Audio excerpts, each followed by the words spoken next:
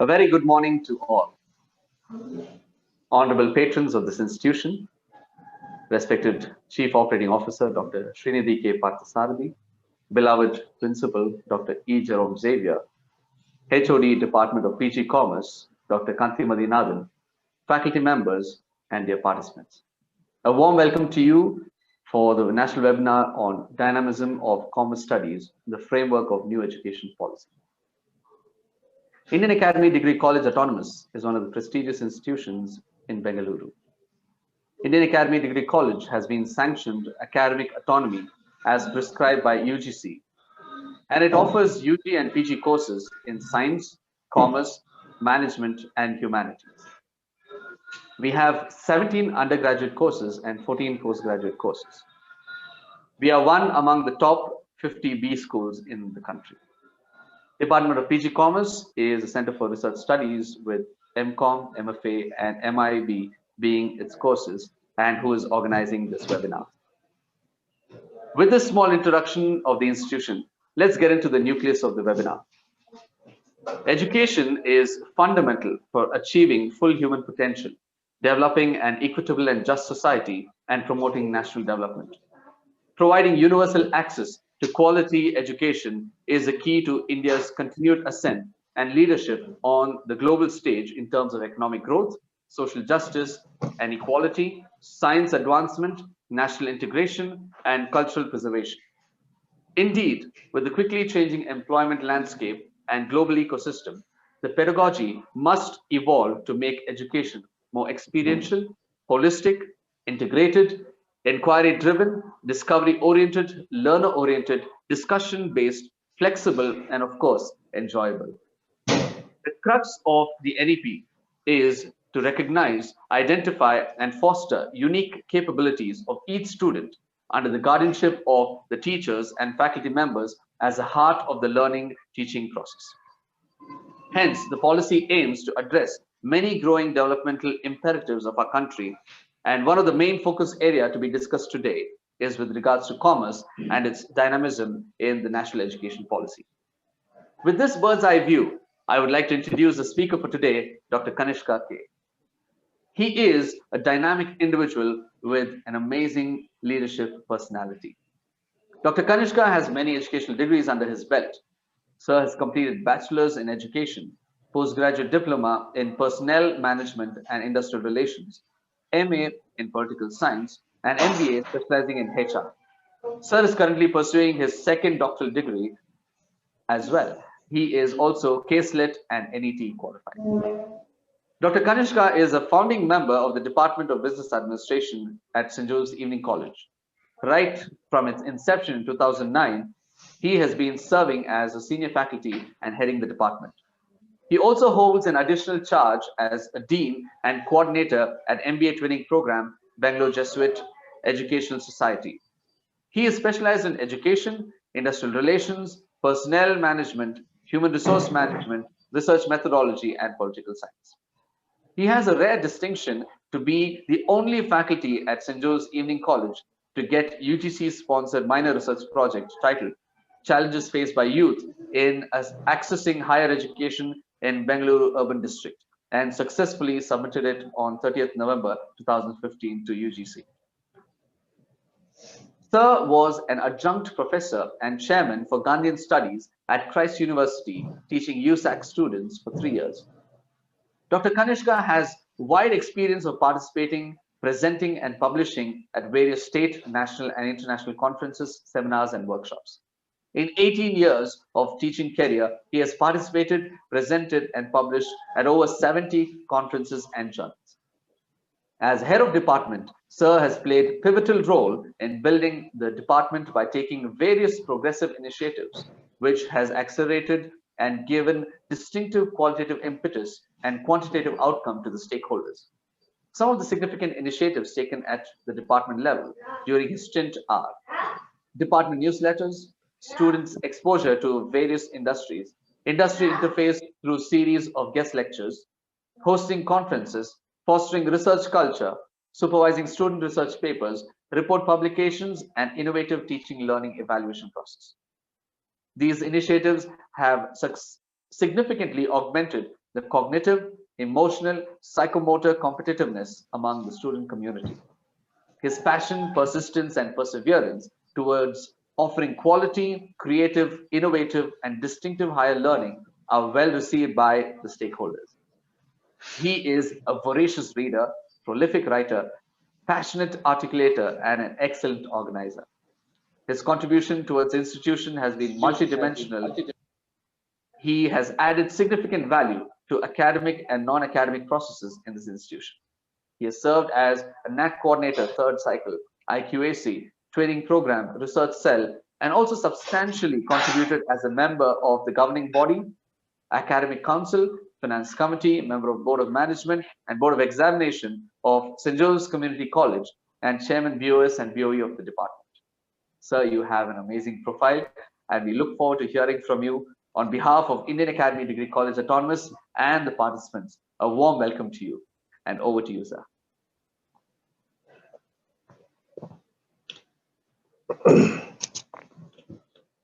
A delightful morning to all the participants.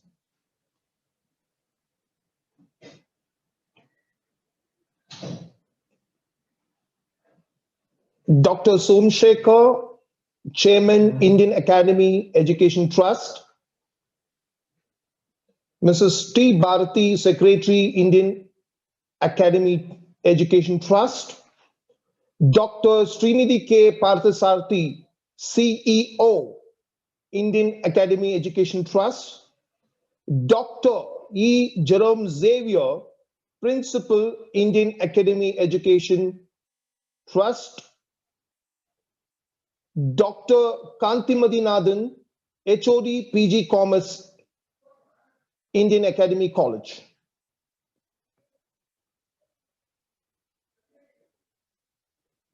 My dear staff, students, and all the stakeholders who are attending this national webinar on dynamism of commerce studies in the framework of new education policy. Welcome and a cheerful good morning to all of you.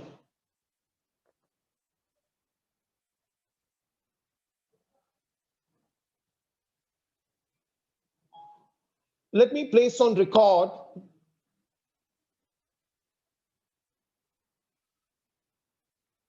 by congratulating the organizers for having conceptualized a very creative and innovative topic. Dynamism of commerce studies in the framework of new education policy.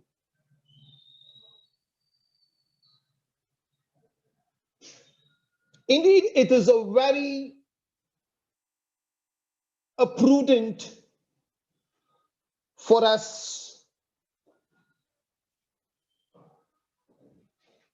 to learn about this particular concept in the light of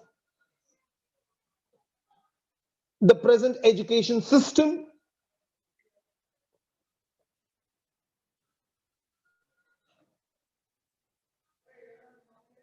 unraveling at the local, state, regional,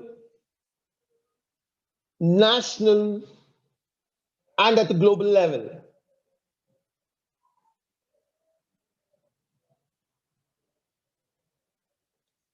So let me share my perspectives on the topic.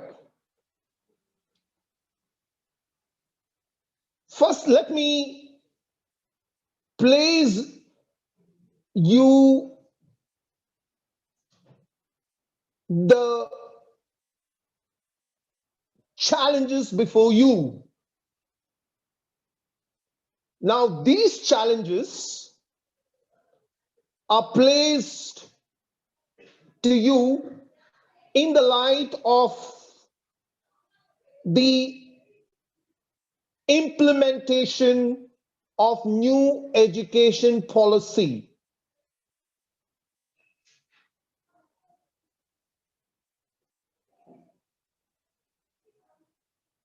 Let me bring it to your kind perusal.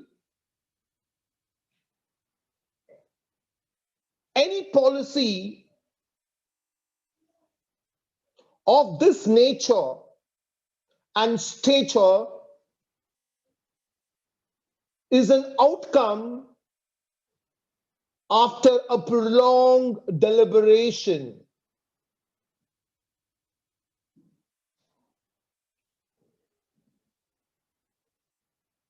Similarly, the new education policy, which was implemented this year,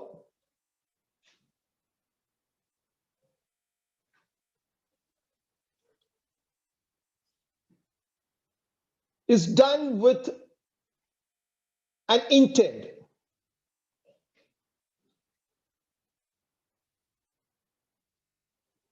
Let me intricately look at why this new education policy was conceptualized, designed, developed, and is in the process of implementation. My dear stakeholders, there are 11 points which I would bring it to your kind perusal. And these points are in alignment with why this new education policy was implemented by the government of India. Point one,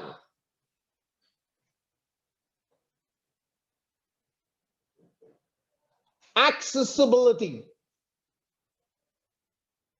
I reiterate, these are and is a perennial challenge to India, the Indian education system. And these challenges were addressed right from the inception of our independence in the form of policy formulation. And stage by stage, improvisation was done. But the challenges continue. And I am presenting those challenges. I would like to reiterate the first challenge, the most pressing challenge, is accessibility.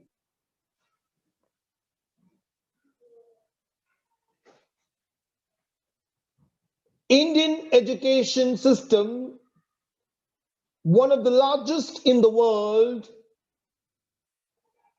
and with potential, still have a serious concern, especially with special reference to higher education system and more specifically with commerce. Let me place you the accessibility. Only 27 plus students access to higher education in India. Only 27. Isn't it a serious concern? Yes, it does.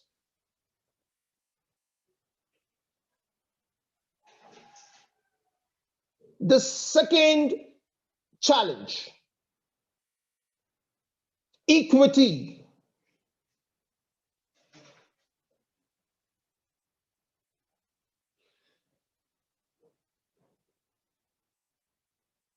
India, which has 1.37 billion population,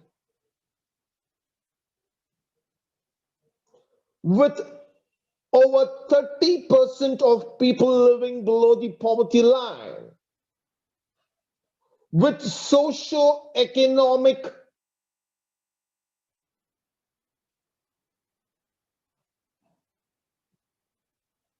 disparities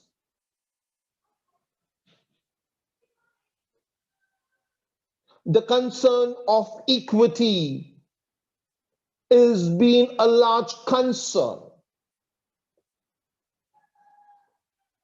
Challenge number two, a serious concern of equity because of the socio-economic concerns. The third challenge, inclusivity.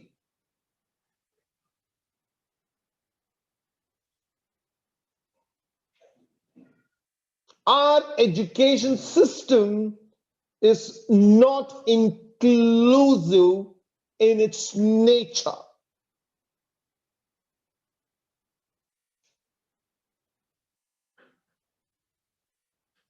And in its operation, in its style, in its method, in its composition.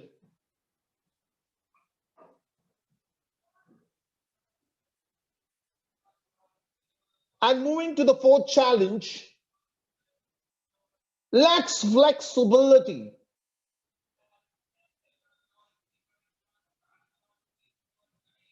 Our education system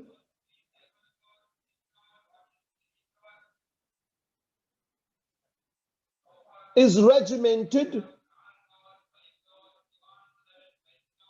a system-centric, a teacher-centric, does not give space for students who come with different personalities. Their cognitive, affective, psychomotor profile are different. No students are alike. Every student are different in terms of their attitude, knowledge, skill, values, and overall profile. If we don't give or don't keep our system flexible and dynamic, it's going to be obsolete. And yes, it has become, due to this, it has become a rigid, a lacks flexibility. The fifth, the most important point,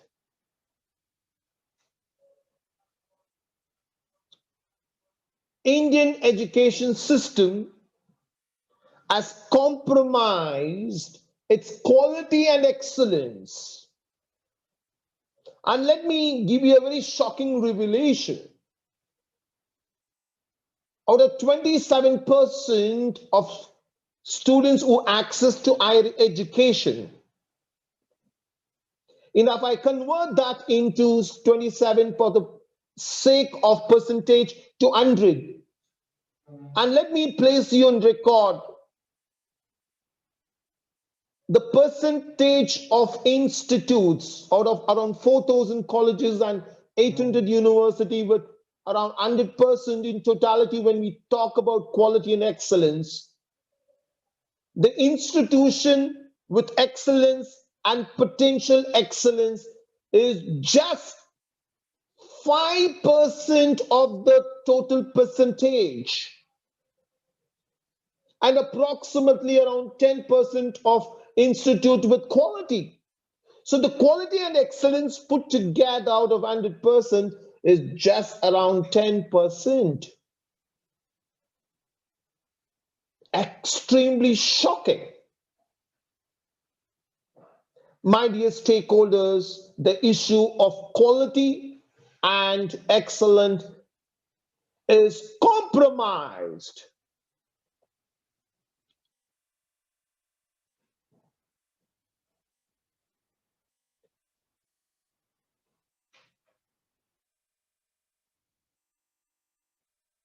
If I could just give you a quick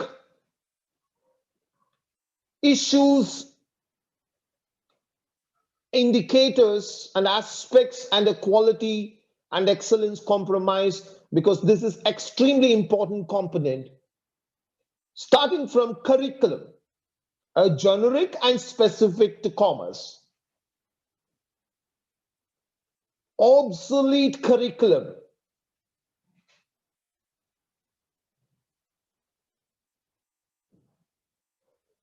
a poor quality of teaching, the pedagogy methods and aids, used by the faculty are ineffective. The learning resources offered to the learners and also referred by the teachers are not a globally competitive. Learning infrastructure, both in terms of a general education and very specific professional and more specific to commerce, because the talk is on commerce. The learning infrastructure offered to the commerce students is extremely dismal, ineffective. We lack a national as well as global standard in terms of learning infrastructure. Very important. We are living in the era of artificial intelligence and automation. Robots are replacing man. We are into a fourth revolution, the industrial technology. So the technology integration with teaching, learning, evaluation process is ineffective. C2C exposure is very limited, or absolutely in some places there is no C2C exposure. That is campus to corporate exposure and different forms of exposure. Integration and collaboration with corporate, faculty, management team, the leadership team, faculty, students, absolutely no collaboration, even in best institution. I'm sorry. But this is the fact. There is no curriculum specific. Let us say a commerce. There's no commerce specific attitudinal formation, knowledge formation, a skill formation, value formation curriculum. What we call it as program specific. There should be a program specific curriculum with outcomes, both a quantitatively varied qualitative and quantitative assessment. Very unfortunate. Institution collaboration with alumnus, parents, and other stakeholders, placement. All these are issues connected with quality and excellence. I've substantiated one point, that is the fifth point, the quality and excellence. Moving to the sixth one, lacks professionalism. Probably Indian education system is like very casual. Absolutely lacks professionalism. Calendar of events, number of hours taught, the kind of merit, entrance, orientation, right from the admission process to the placement. The entire governance, administration, and management is substandard, lacks professionalism.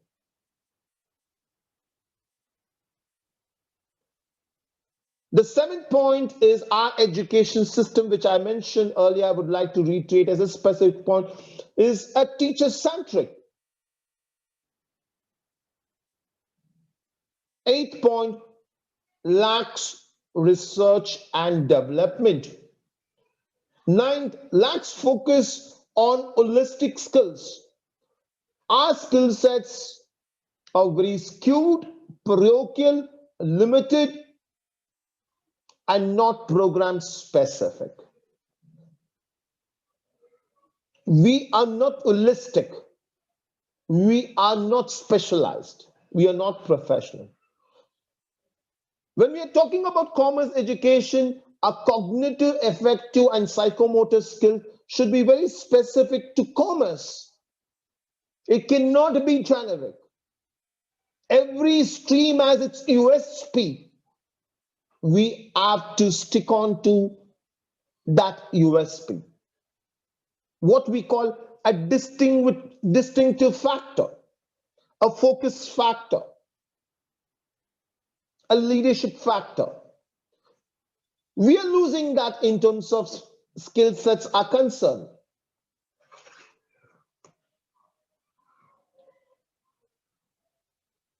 And very unfortunately, the 10th point is we focus on disseminating information, a parroting.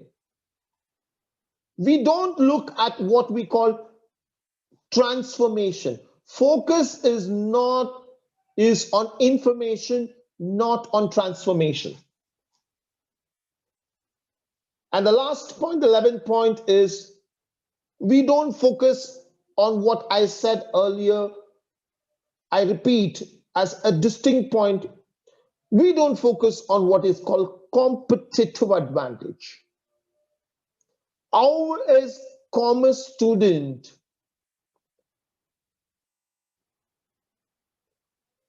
produced by my institution, produced by my state, by nation, is competitive than others?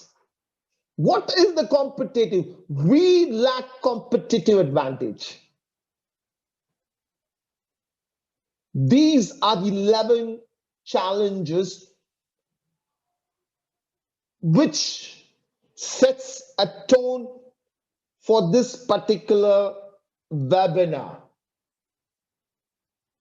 The webinar, which is titled as Dynamism of Commerce Studies in the Framework of New Education Policy.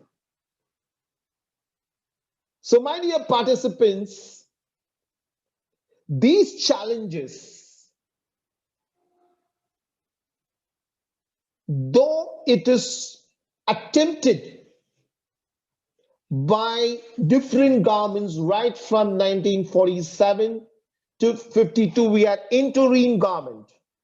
It has been attempted from 1947 till date by different governments.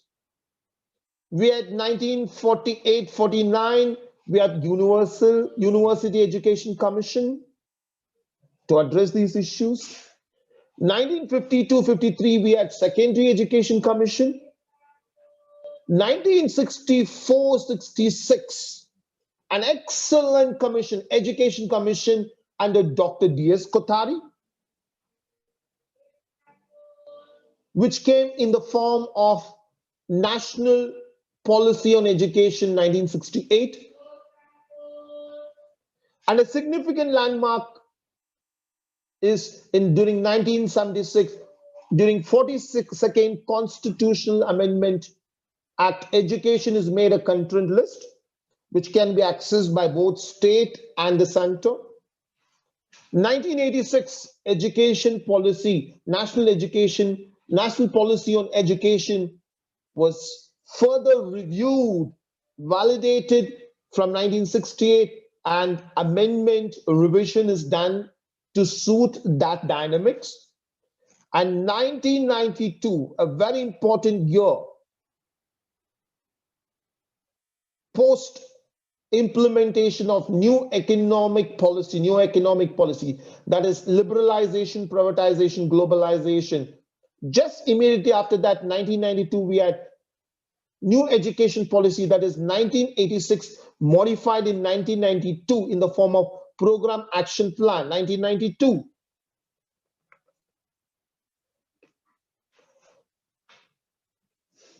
And 2016, we had another Subramaniam Committee report submitted. And from then on, the government of India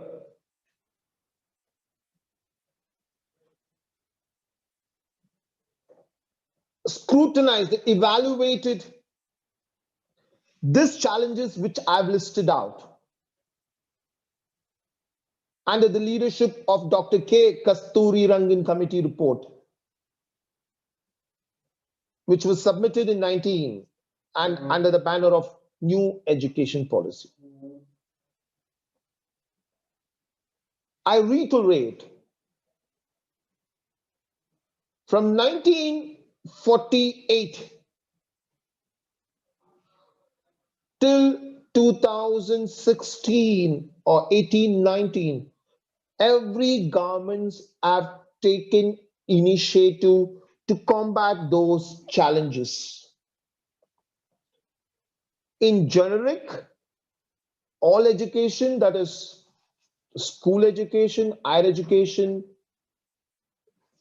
general education, professional education, technical education, and of course, in specific to commerce education. But challenges continues to stay on, manifested in the different forms, manifesting in different forms. In the light of this, the NEP was formulated to combat these challenges.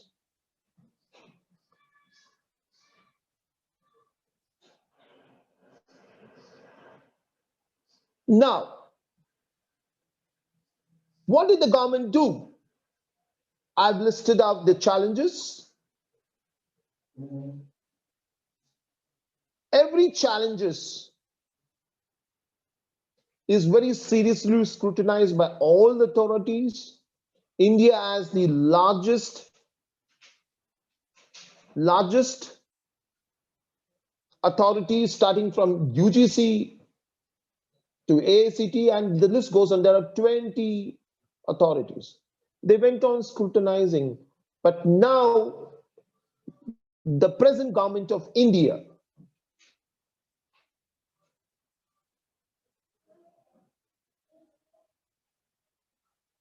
under the leadership of our Prime Minister Narendra Modi ji and the Education Minister, the former two Education Minister, they come under HRD, and the present, the three ministers, the ministry has taken an initiative to conceptualize, design, develop, implement a comprehensive policy which addresses those challenges, the 11 challenges. So NEP, the new education policy, is an outcome of that challenges, to combat those challenges.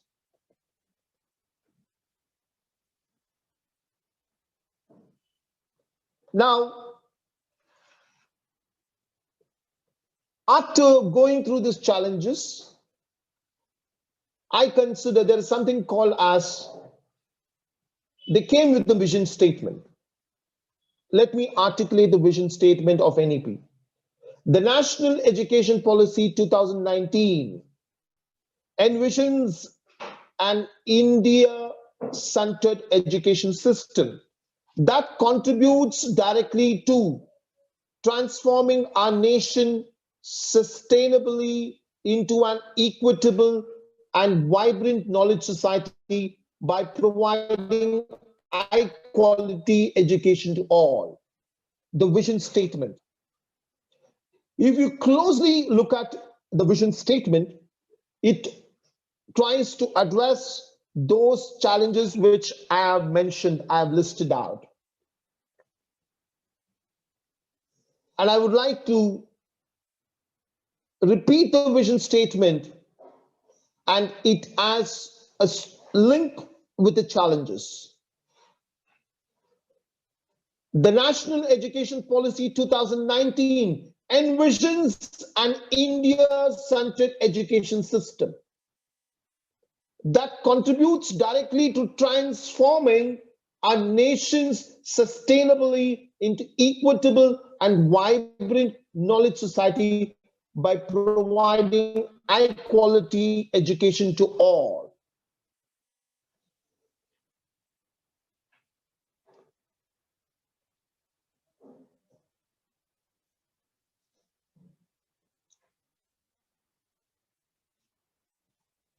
I have identified 5.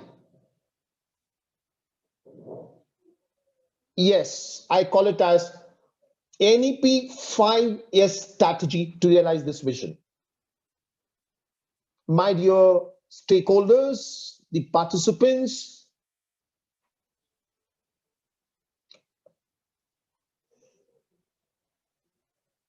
after going through this report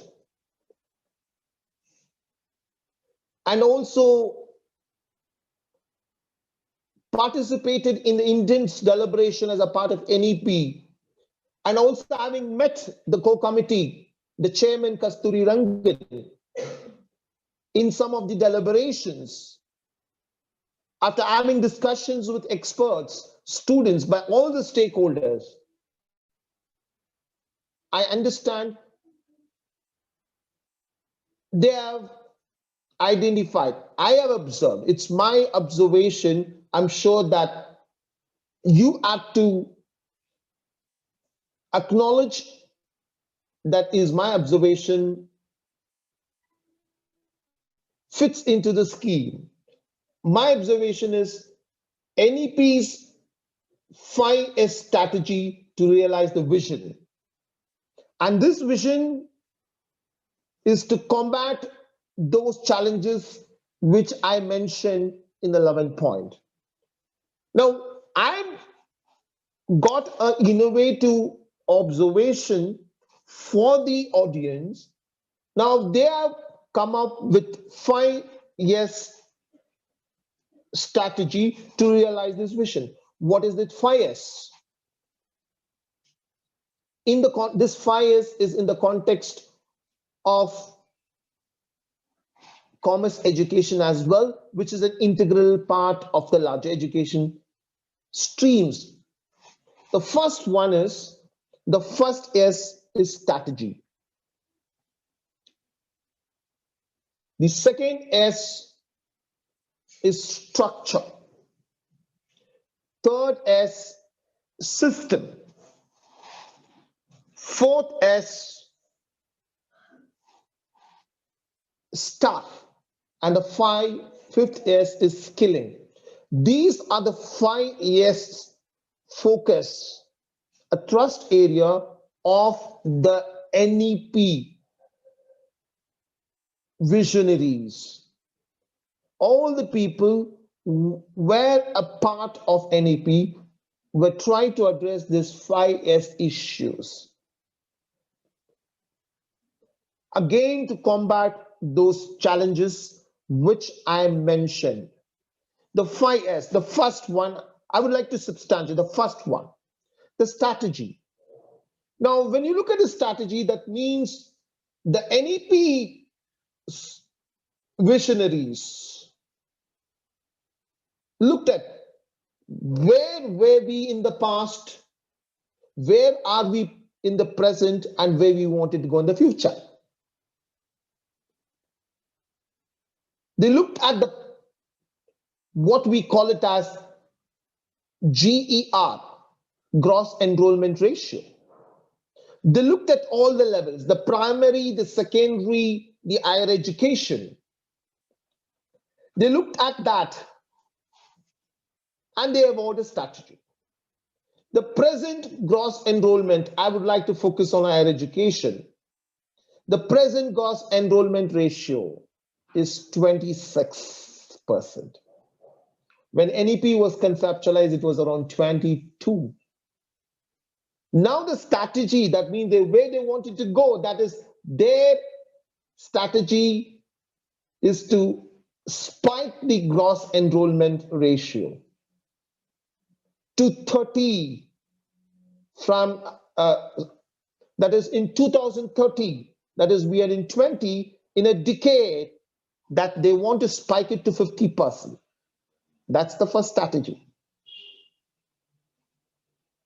So I repeat, the strategy of the NEP, the first is from enhancing the GER, the gross enrollment ratio, from 27%, which is dynamic, to spike it to 50%, that is by 2030, a decade, a long-term action plan. And also, let me, if I go back to the challenges, the first one challenge which I told you is accessibility. I'm trying to link the issue of accessibility, the issue of equity, the issue of inclusivity. All these are addressed in the first, yes, the strategy. The strategy is to spike, to enhance the GER, gross enrollment, to 50%. The second S is structure. Very important. My dear participants, a weak structure can never and ever can realize your vision. It can never realize your mission. Objectives, impossible. So the NEP visionaries want to bring in a structural change. The structural change proposed is establishment of HECI, that is Higher Education Commission of India, which replaces the current regulatory bodies, the University Grants Commission and All India Council for Technical Education. That's one structural change. One, replacing not only the nomenclature, but also the complete structure. So replacing UGC and ACT in placing it as HECI, Higher Education Commission of India. With this, the HECI will be the sole regulatory authority of the entire higher education system. The HECI is further subdivided into multiple verticals to carry out various standalone functions. The primary vertical of HECI is the National Higher Education Regulatory Council, which is in charge of regulating higher education in India, excluding medical and legal education. The second is the National Accreditation Council, which is given the responsibility of rating and accrediting colleges based on certain criteria, including good governance and basic norms. The Higher Education Council,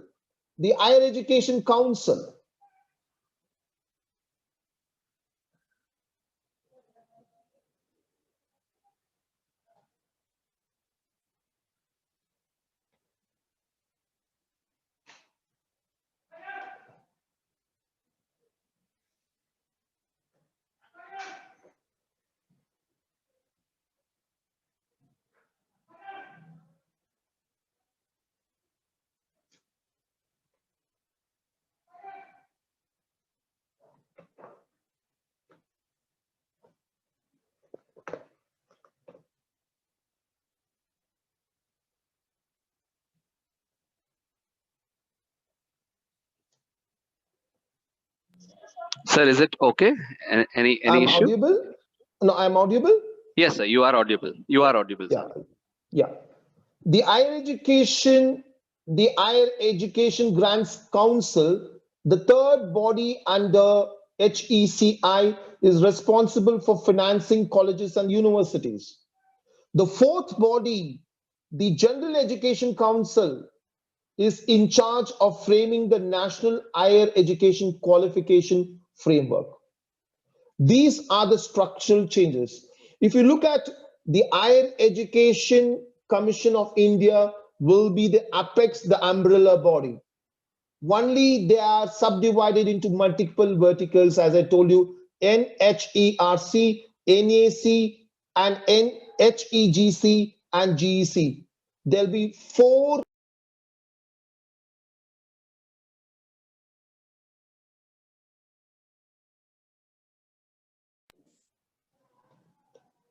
under the four categories which support them. So there is a structural change. There is a structural change. So that is the second part. So you see a structural change. The first one is a strategy change. The second one is a structural change. The third, moving on to the third component, which they have brought in, is a systemic change, a very, very important systemic change. The systemic change is very important in NEP. That is one major thing what we need to look at. When you look at a system, in simple, the input variable, the process, and the output. So the NEP addresses the system approach. Here, the system approach in the previous had different variables. Those variables were obsolete, defunct, ineffective, not outcome driven. But the NEP lays down a clear systemic approach where there's an input, the process, and output. Now, if you look at the vision, the output of the NEP is quality, excellence, creativity, innovation, employability, a holistic personality, and very specific metrics have been laid. And preferably, if you look at the input variable, the very important input variable, the first most important input variable is the staff. The entire, the process, the educational qualification, the training, the entire staff profile, who is an input, who creates a change. That means they are focusing on recruiting, sustaining, and developing quality staff. And before that, the entire education, that means the requisite to become a teacher, that means is changed. The B.Ed education is moved to 4 years, which was an year, and it made more rigorous to develop teaching, learning, evaluation, classroom management,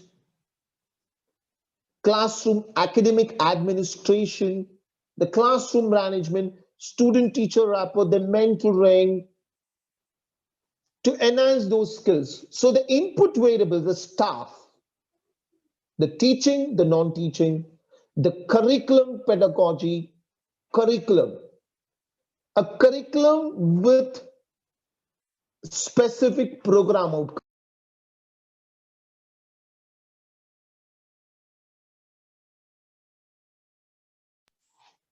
The institutional outcomes, the program outcomes are very specific. The input variables are changed. The leadership, the governance, administration, the management, all the three layers, the governance part, the administration part, the management part, the department, all are being restructured to give a efficiency in the input and process, ensuring that the process that the SOP, the standard operating procedure, the standing operating process, the standing operating sub-policies are followed to ensure that outcome as a part of a vision. The vision statement says providing, that means creation, equitable, a vibrant knowledge society, providing high quality education. So it's the process. So the third part, the system part, the system is focused, the system. The fourth one is the staff. I repeat, the first is the strategy, the spiking of enrollment and other aspects, the structural part, the complete structural overhauling where higher education council becomes an apex. The third one is the system approach, looking at the input, process, and output variable. The fourth one, which is a subset of the system, that is staff, the staff component. What NEP looks at is the quality and excellence staff that can make all education, including the commerce education, more dynamic. So as a staff, that means a staff who can give them not merely qualification, the staff who can give them outcomes, expected outcomes. That means attracting, retaining, developing quality staff with what is called who can realize the program and institutional outcomes. The fourth one is skilling, very important. The earlier policy, yes, as skilling more theoretically, but not really articulated in the systems. The skilling is not very much really articulated. So what they did was they brought in the skilling part right from the pre-primary, right from the age of 3. Till you complete your degree, till you are in education, skilling is the focus. And the entire curriculum, the teacher's pedagogy, the classroom administration, the academic programs, the infrastructure, the leadership, administration, management, infrastructure, learning resources, the entire academic system is focusing on skill. Here, whatever skill they focus is the holistic. Now, holistic skills are those which focuses on ed, art, and and. We also, in other words, a cognitive, affective, and psychomotor. And the three items, the three important, should get 4 skill sets. And let me tell you, very specific to commerce and management. There are 4 skills. Once holistic education is nurtured, once holistic education is given, there are 4 skills a commerce and management student should have to fit in an organization. 1, conceptual skill. 2, technical skills. 3rd, managerial skills. And 4th, human skills, people management. These 4 skills are focused in NEP and with special reference to the commerce, which should be articulated in the institutional as well as. So these are the 5 S which you see as a part of NEP. Now let me very quickly highlight you some, I can tell you some of the aspects, having said the 5S model. Very quickly, I will just embed as a part of the NEP. Holistic education, integrated education, inclusive education, enjoyable learning, active-based learning, engaging in learning, experiential learning, flexible education, inquiry-based education.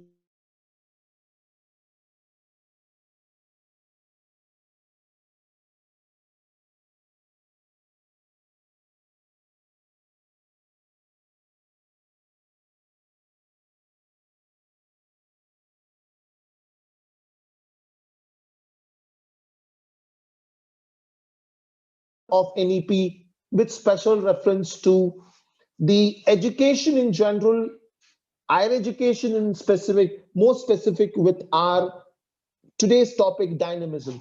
1, increase GER, gross enrollment ratio in higher education. Aim to reach at 50% by 2035 from 26.3 in 2018. Holistic multidisciplinary education. multidisciplinary holistic education in UG level in all fields, restructuring of UG and PG degrees, UG degree to be of either 3 or 4 years with certificates after each year, rationalized education institutional architecture, HEI clusters, knowledge hubs to be set up with each having 3,000 plus students. National Research Foundation to create a culture of research that permeates through all universities. Financial support for students, students from underprivileged classes to be incentivized per merit. Open and distance learning to be expanded to to play a major role in increasing gross enrollment ratio to 50%.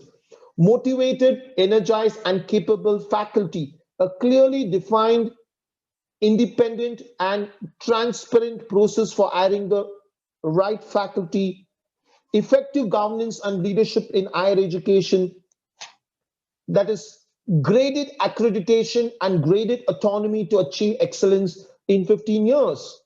A regulatory body, Higher Education Commission of India to be a single umbrella for higher education, teacher education, a new comprehensive national curriculum framework for teaching a teacher's education to be formulated, and it is in the process of implementation. Technology, the very, very important, the technology integration in education, National Education Technology Forum to be formed to support and facilitate education integration. Adult education aim to achieve 100% youth and adult literacy by 2030. Promotion of Indian languages, HEI, to promote higher education to mother tongue local language. Investing in future, very, very important, very important. Education sector to reach 60% of GDP at earliest from 2.5 to 3%. Now, moving on to the last part of the lecture. Now, this is specific to the dynamism. As we all know that the dynamism of commerce and management education is extremely crucial for a social, cultural, economic, political, technology development of a nation. A nation building, why? A global community, a local, state, regional, national, and global community of building is possible with an inclusion or with the quality and dynamic commerce education. And commerce education, which deals with commercing, a trade and commercing as a core, which contributes to the economic well-being of the nation. And you know, economy is the lifeblood of the organization. Without economics, the nation is the doom. And no, the nation progress depends on the large contribution, an effective contribution of the commerce education. Well, whether the commerce students are groomed well, competitively to contribute to the nation economy.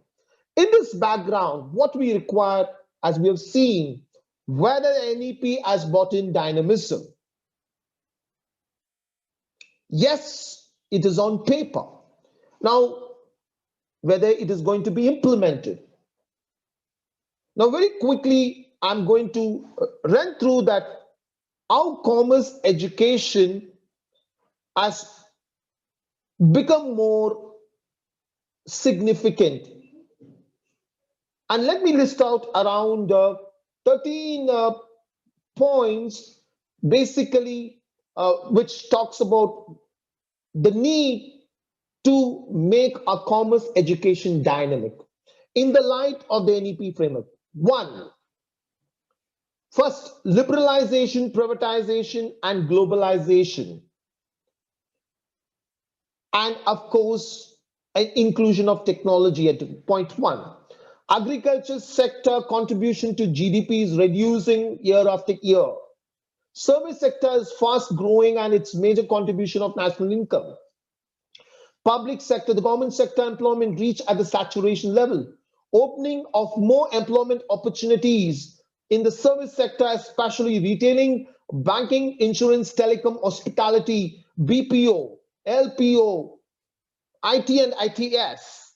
IT and ITS jobs lays more stress on English communication and other soft skills.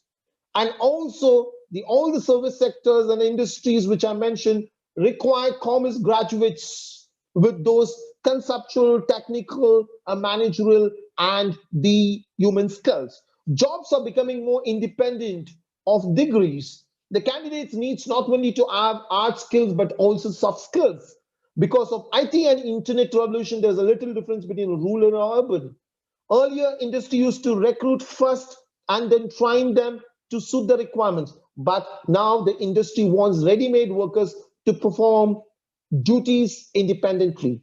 Industry is also knocking doors of educational institutions for campus recruitments. At present, industries are going for campus recruitment, giving employment offers to students much before the completion of academic course. Industry is demanding for designing new, unique, need-based add-on courses, and they're sponsoring their workers for those courses. So these are the reasons for what we call a boom of the commerce and the need for dynamism. Finally, my recommendation, a suggestion and recommendation. I would like to make the commerce education more dynamic in the light of the implementation of the national education framework. My recommendation is there are 7 stakeholders. My recommendation is for all the 7 stakeholders. The first is the Government of India. That is to the apex body, HECI, Higher Education Council of India. The second one is to the government of the state government. Here in this context is the government of Karnataka. The Higher Education Ministry, the Higher Education Council of Karnataka, the second one. The third one is the parent universities, where the affiliated universities are embedded, parent university. The third one is the colleges of different levels. We have autonomous college,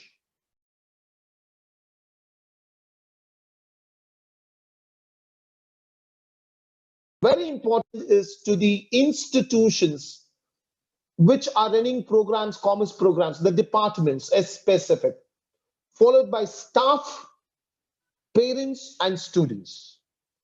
The suggestion is for all the people. Now, quickly, the suggestion for the government of India and also state government, I want to give a collective suggestion for both. Having conceptualized the new economic policy,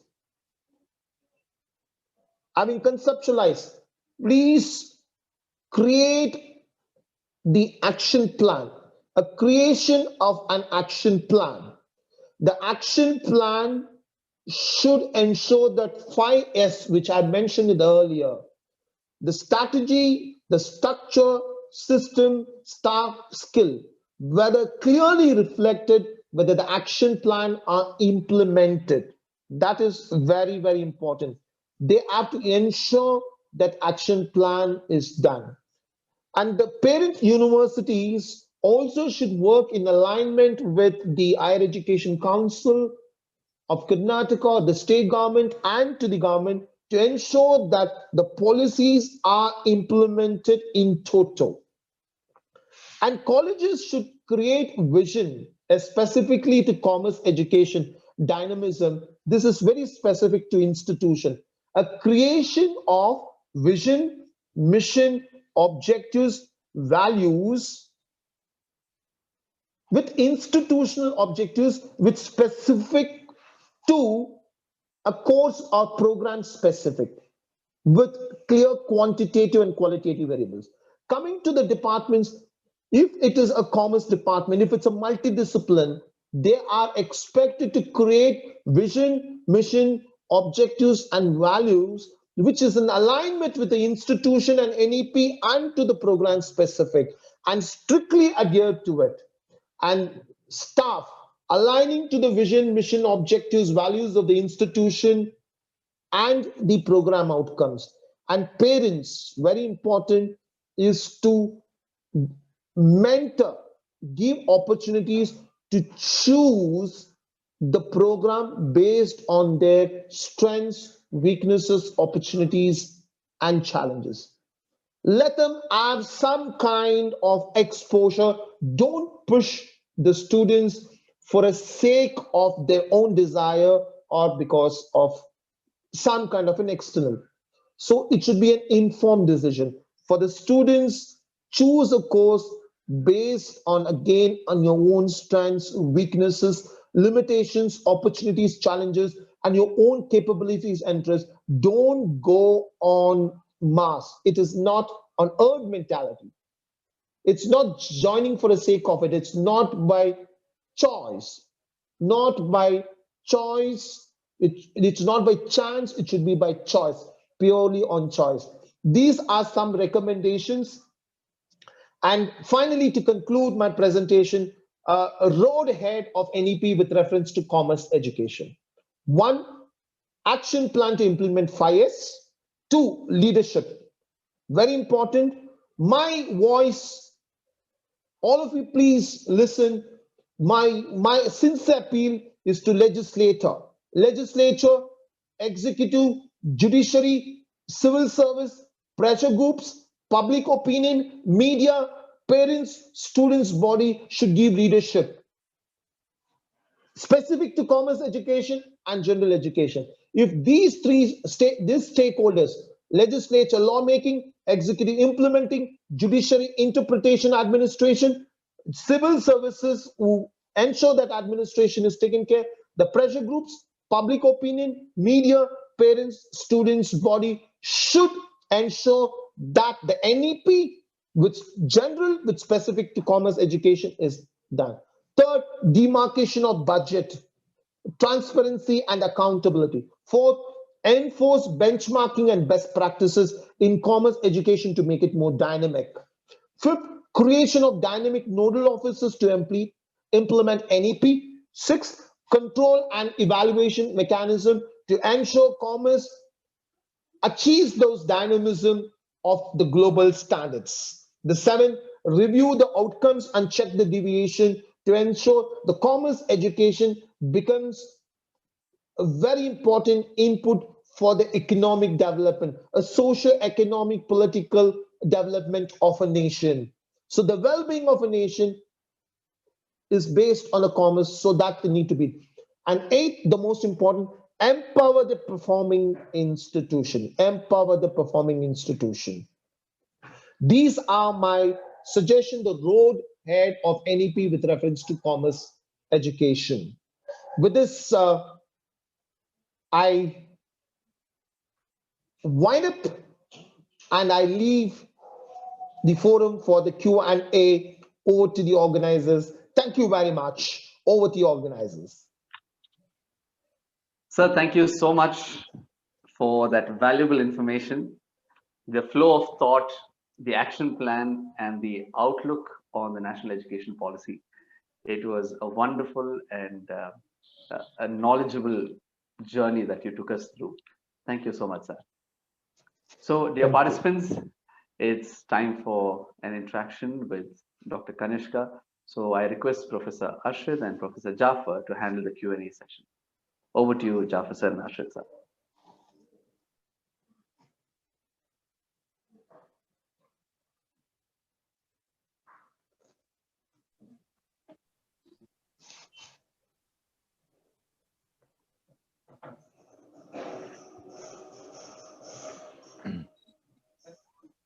Hello. Yes, sir. Yes, sir. Is it audible, sir? Good Yes, sir. afternoon. Okay. Good afternoon. Good afternoon, sir. Sir, thank you for that wonderful session. You made us, you took us through the NEP and through that 5 years. You made this session very, very like knowledgeable, and it was really very helpful. I hope Thank you, participants sir. Thank have, you. Thank you, you made sir. it very simplified, because NEP is a big thing which is happening in India, and the way you presented, it was really very nice, sir. Thank you so much for that Thank you, sir. Thank you. simplified presentation. Sir, like participants, and we have certain queries and some Yes. doubts. I hope Yes, we can sir. put it across. Yeah, go ahead. Go ahead, please. Go ahead. Sure, sir. Sir, first, in higher education, like say for example, we have this MCOM, MFA courses under we come under Bangalore North University, and the curriculum subjects which we have is quite different from other universities in India. Like say for example, our Bangalore University MCOM is very different from Mangalore University and Delhi University MCOM. So they specialize in some other areas, we specialize in some other areas, though both are called as MCOM. Is there any provision in this new education policy to bring some type of uniformity in the syllabus? Otherwise, as a recruiter or employer, he doesn't want to get into the details of what has been learned, what has been taught. He wants a person who can do his job as a recruiter. So is there Yes. any way to bring some type of uniformity in this new education policy? Yes. Thank you very much. A very relevant question. The new education, there is a fourth body, which I said, there's a General Education Council is in charge for framing the national higher education qualification is one I told you. Apart from, there are different bodies which is being created. One is about the in charge of what we call it as a qualification framework. Second one for grants. The third one is for accreditation. These are three bodies doing three different things. Now, what they're coming to your specific question with regarding to curriculum is concerned, uniform in curriculum.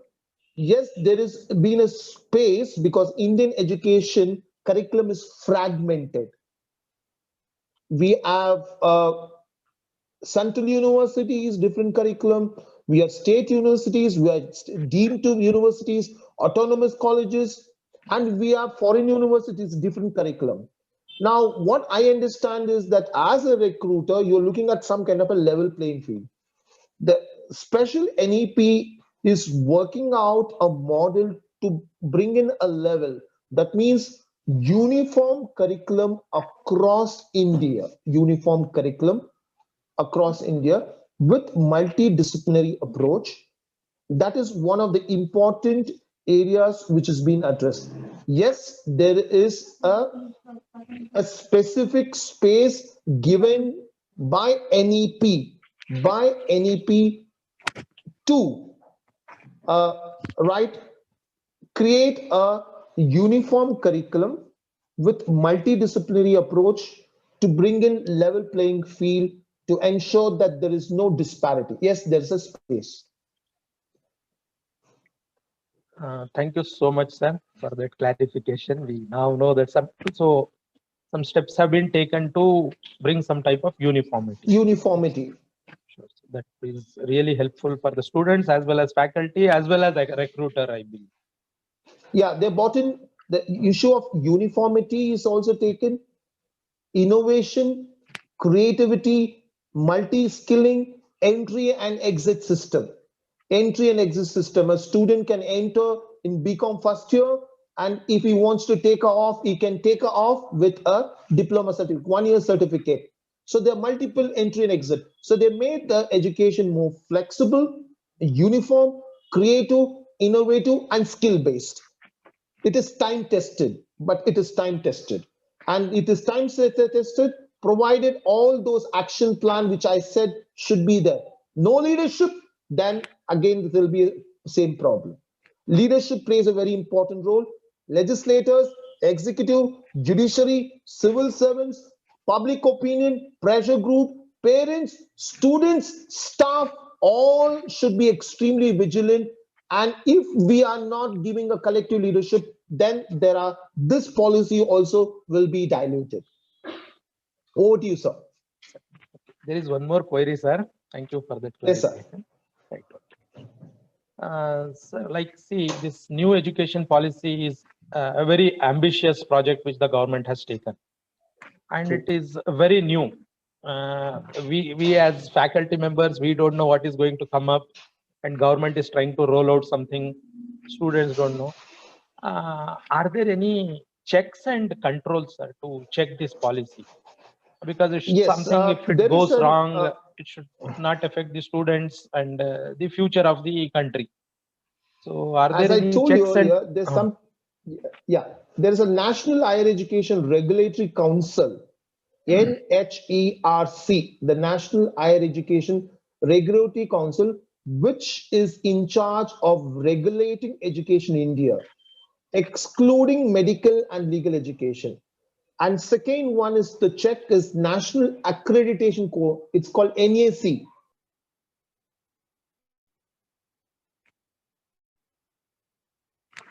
What is it called as to one is to regulation is concerned, other one is accreditation is concerned. So this particular policy is in total in alignment with what is being conceptualized, designed, developed, and implemented. So these two will be taken care. Yes.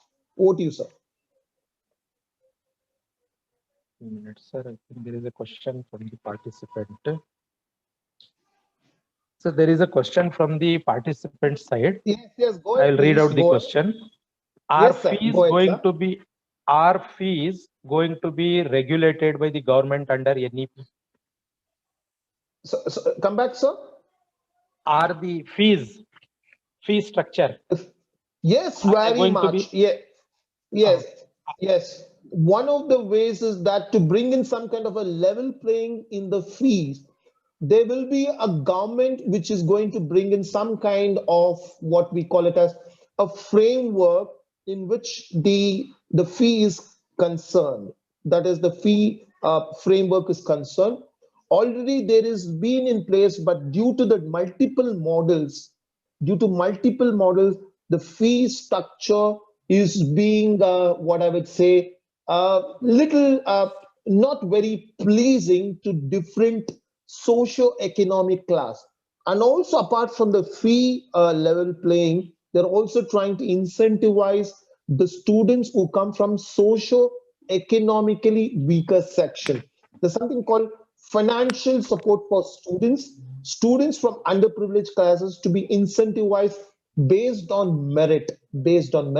And as I told you earlier, yes, in terms of the fees is concerned, the government is going to monitor. There is a mechanism, but the new education policy, there is a framework within which the institutions have to structure the fees and get ratified from the statutory bodies. Statutory body, for example, we have a finance committee, we have academic council, we have a governing body. There are statutory bodies created in-house, and also there are statutory board. They have to work within their framework. Thank you for that clarification, sir.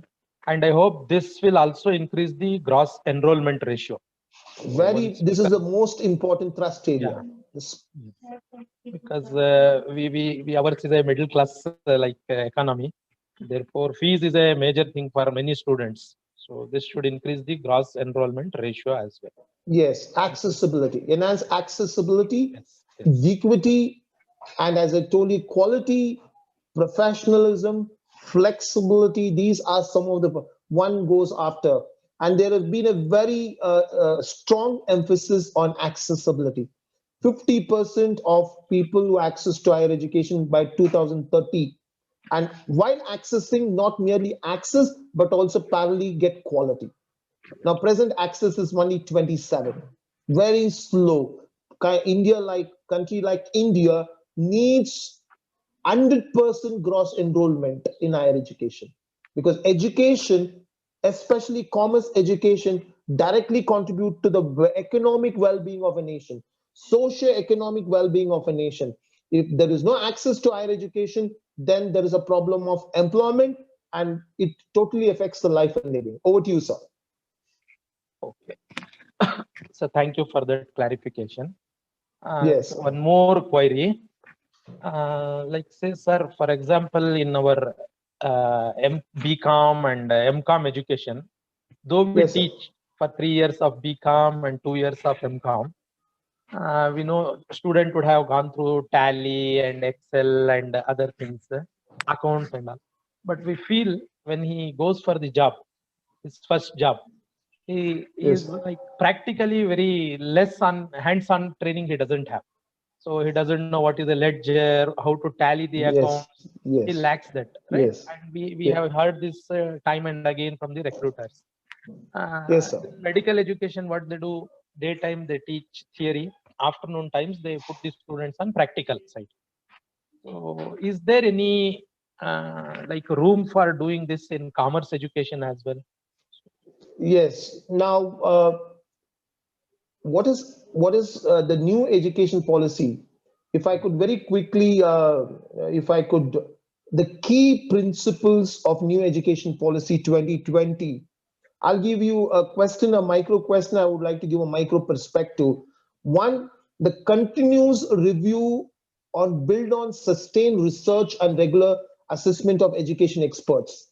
Second, focus on critical thinking, creativity to boost logical decision making and innovation. Unique capabilities, recognizing, tapping them in each student, including the commerce. Emphasize conceptual understanding, learning for exams with no rote learning. Use of technology in teaching and learning, removing language barriers. Community participation, uplifting philanthropic private community participation like public-private partnership. Equity and inclusion to become a cornerstone of all education decisions. Respect for diversity and local context to be reflected in all curriculum, pedagogy, and policy. These are the broader principles. Coming to your micro level, which is a part of a broader policy, commerce education to become competitive, that in-house, what I said, the NEP gives a strong focus on building what is called learning infrastructure, simulations, a commerce lab, a commerce lab, uh, what we call entrepreneur incubator system, the support for that. And similarly, creating a collaboration with the campus to corporate, and also having creating a constant MOU, the exposure program in the form of guest lecture, and most in the form of internship. There's a lot of scope for internship where the students can go to companies and learn about hands-on exercise. So this particular NEP gives a lot of space for student skilling, and also student skilling, a creation of skilling infrastructure in-house, and also going outside to the industry and get equipped and come in. So there should be a constant interface between an institution, that is the campus, that is the college, to corporate. So there's a lot of scope in this particular NEP. Again, let me place on record, this needs support of leadership, the center, the state, the management, the staff, parents, and if there is no willingness to bring in, then it will be there. But I strongly believe, since there is a spike in the contribution towards the present policy from 3% to 6%, so the financial element will bring in boost in enhancing the skill sets, creating a robust in-house uh, uh, institution which can take care of the program objectives, institutional objectives, making an education more an outcome-driven education, more in skill-driven, and bring in employability is what I strongly feel. Over to you, sir. Thank you, sir, for that clarification. So there is another question from one of our participants. Yes, sir. How does 4-year degree under NEP Yes. going to benefit Yes. the students compared to current 3-year degree? Very important question. Very important question. And the 4-year degree, each year, the focus is on one is there is a fundamental level, level one, focusing on knowledge based, the basic, the first year. Once a student is done. If he wants to get out, he gets 1 year diploma and he can use that certificate and a 1 year, which is recognized by the industry as it is recognized by government. He can get into employment with 1 year. He gets 1 year. Similarly, he goes to the second year, the level goes from the knowledge level to slightly an understanding and analytic level. He can complete and he can 2 years, he can exit. He gets a 2 years certificate. The third year he goes, which teaches more at an application level. So there's a clearly what is called a knowledge level, an understanding and analysis level at the second year, and the third year is an application level, right? So 3 years, different stage of focusing on different. And the fourth stage is exclusively dedicated to research. And research is more customized to program specific. If it is commerce, it is something to do with commerce. For example, a student who want to become a business analyst, right? It is a subject specific. That means a program specific, more specifically. So the 4 year present curriculum, what we have, what is being forecasted through NEP is lot different. The present curriculum is more to do with what we call memory-based curriculum. But the upcoming NEP is not memory-based curriculum. It is to deal with knowledge, understanding, analysis, critical thinking, application, research. And each level entry and exit is made flexible, and the certificates which you're going to get will be recognized by industry. And two, you can again enter and continue your studies. So this is what I would call as the benefit of the NEP curriculum. NEP curriculum is more student-centric, it is flexible, it is dynamic, a skill-based employability. So that is the whole creation. That is the beauty of the NEP curriculum system. Over to you, sir. Thank you for that clarification as well, sir. Sir, like I feel one final question is there. Yes, sir. Sir, you know that current education system, children are put into a lot of stress and pressure. Yes, sir. And especially during their 10th standard and this PUC time, we see the sad things. Many students even commit suicides because of the stress that they cannot do well in the exam, though they are maybe very good in some other area because they would have not done. So it's a very it is the problem of the society itself. The way we do in newspapers, we keep reading this. So is there any how to address this issue? Is there any provision in NEP, or what are your views on this, sir? Just like now, a very good question. Here, what has happened is the present NEP gives, as I told you, I've answered this question, but I would like to reiterate, this present NEP, the present system is more regimented. It's more, in a way, very regimented, and it's not very student-centric. The NEP gives a lot of scope for the students. There's a lot of flexibility, inclusion of creativity in the curriculum, inclusion of flexibility, innovation, mentorship, orientation, training. There's a support, and there is no hard separation of curricular, co-curricular, extracurricular. No hard separation of curricular, co-curricular, and extracurricular.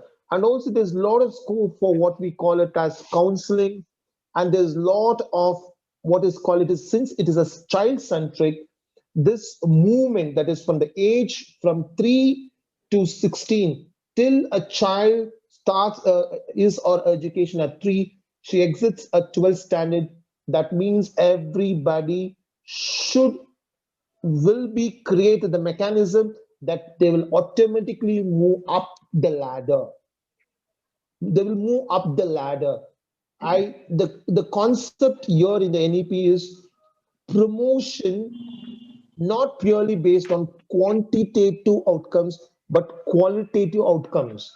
I repeat, based on qualitative. So they are looking at what is that, whether a student is able to achieve the minimum expected standards of an NEP curriculum, they will move quickly to 12th standard. and they are assuring that till 12th standard, 100%, 100% in terms of their results. They're expecting that there should not be no dropouts, and they want to bring in all the what we call it as people who are being dropped out into this particular space to ensure what is called as the that everybody. So in the NEP model, the emphasis is based on what is called supporting the child. Apart from that, there is also a supporting children with special needs, regular schooling. Children with special needs will be integrated with regular schooling process from elementary to higher education level. Models, NIOs will be developed, high quality models to teach Indian Sign Language. Certificate courses. Certificate courses course for pre-service, in-service teachers to become special educators. Enabling mechanism is done to Divyang to receive quality education. Assistive devices, orientation to parents. Technology enabled assistive devices. Alternative school mechanism is also created. And also very quickly, as I told you, competency-based education, integration of subject, development of scientific temper, emphasis on digital library, promotion of multilingual teaching, and also what is it called, as I told, no art separation of curricular, co-curricular, academic, occasional, science, humanities, sports, and so what I strongly feel is that this NEP is more what I would say student centric, to make a student to complete, not to quit education, to complete, sustain from 3rd to 12th standard. He or she who is registered will not quit to whatsoever is concerned. There's a clear mechanism is created for a child to sustain and complete a secondary education. It is compulsory. It is compulsory. That means right to education is made compulsory till the age of 18, so that no child, for whatsoever reason, for socio-economic condition or any other conditions, cannot quit education. The complete support will be given by the government of India. Over to you, sir. Thank you for that clarification, sir. Still, there is one final question I'll ask you. Yes, sir. Is put by one of our participants. Which Yes. language will be compulsory in NEP? Because we don't have any one national language like Germany, France, etc. Okay, now the language is concerned in NEP, the emphasis is based on the local language. That means that there are two things, there's a mother tongue. The emphasis is given for 3 languages. What I strongly believe, the national language is Hindi and the global language is English. So I feel the language, English would be the medium of instruction with a national language, Hindi, and also the state language and the mother tongue. Now, the medium of instruction would be in English. Medium of instruction would be English. And 2, there is also scope for, if a child wants to be delivered a subject content in what we call it as the mother tongue. Okay, let us say in Kannada or Hindi or Tamil, the scope for that is given. But here it looks a little complex. How will the government create mechanism for that is a little challenge. But there is a space for financial funds. So what I see is a child-centric year means, and also teaching, disseminating curriculum in the mother tongue is also specified. So how is a question is a very a complex question. So there's a creation of a teaching post, creation of learning materials, methods. So there's a creation of infrastructure for that is a challenge. But the challenge is taken care is what they claim. So what I see is the global language, English, and also if a child prefers should have a national, that is Hindi, and 2 is the mother tongue. These are the 3 alternatives should coexist. Focus is more on mother tongue so that a child's what is called coping up skills or aligning, linking to the subject is very important. Over to you, sir. Thank you so much, sir, for those clarifications.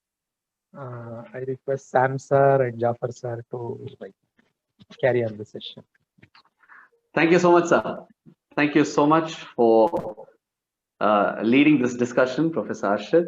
And thank you, Dr. Kanishka, for those elaborate and effective responses. I'm very sure that a lot of clarification has been done from your side. So, dear participants, we have come to the latter part of the session. I now request Professor Jafar Mohammed to deliver the vote of thanks.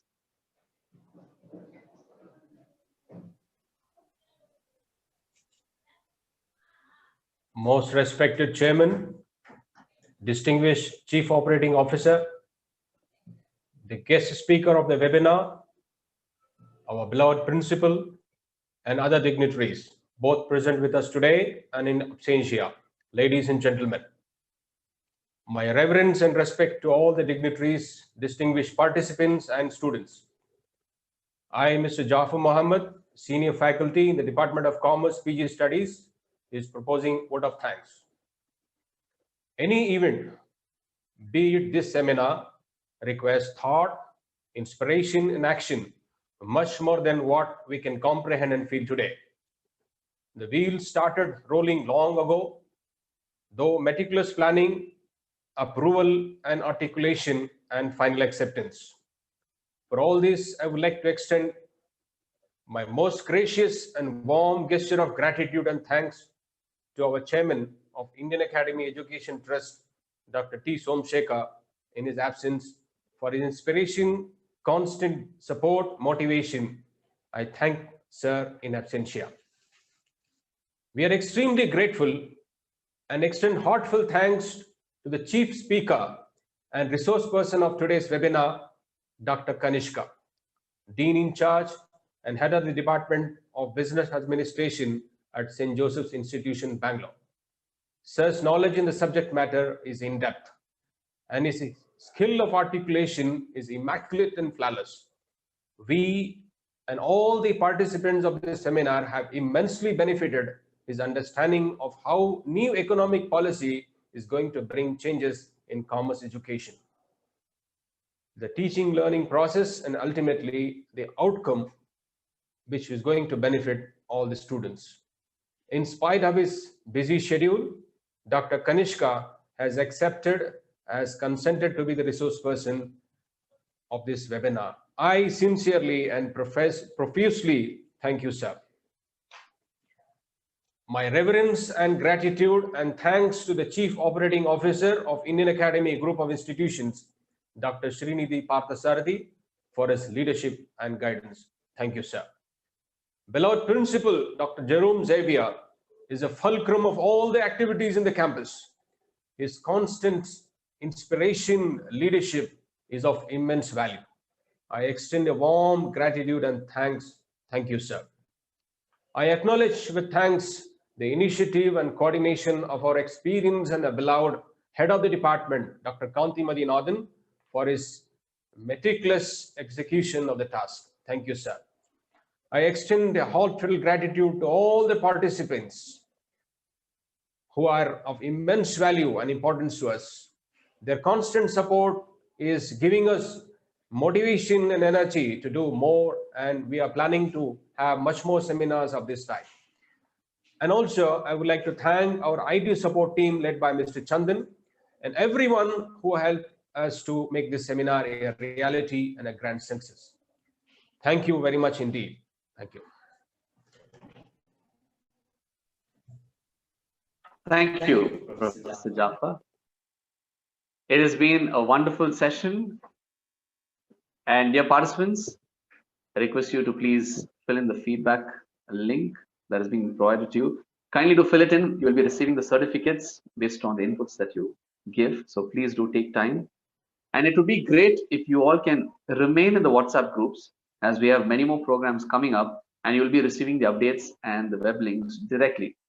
So please don't leave the group as soon as the session is over. So it will be helpful for you. Dr. Kanishka, we thank you so much for your time. And thank you, dear participants, for spending your valuable time, and we believe that this was an effective session. So we are going to be here for another 5 minutes so that you can respond and you can fill in the feedback link. And even if you want to connect to somebody here, you can connect in the chat box if you have an option to chat or look into it. So we will give you 5 minutes to remain in this group, and after which we'll be closing the session. Thank you so much once again. Have a great day ahead, and we are grateful to all of you. Thank you.